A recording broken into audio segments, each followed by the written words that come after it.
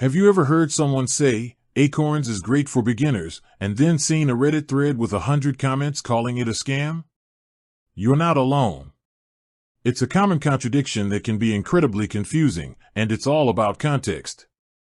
Acorns is one of the most popular micro-investing apps out there, famous for its roundups feature, which automatically invests the spare change from your everyday purchases. It sounds brilliant, right? A super simple way to get into investing without even thinking about it. And for a lot of people on Reddit, that's exactly what it is. You'll find stories from users who started with just a few dollars and ended up building a small, accessible pot of money they otherwise wouldn't have. They see Acorns as a psychological tool, a forced savings account that makes the habit of investing easy.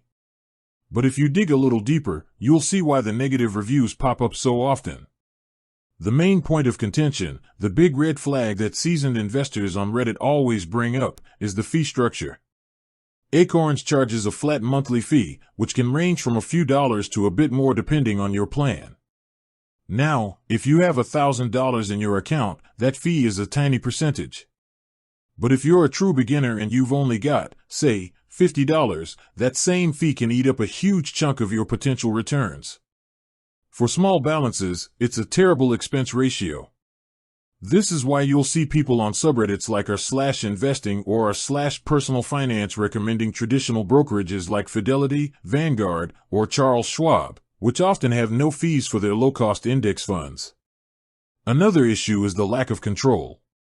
Acorns is a robo-advisor.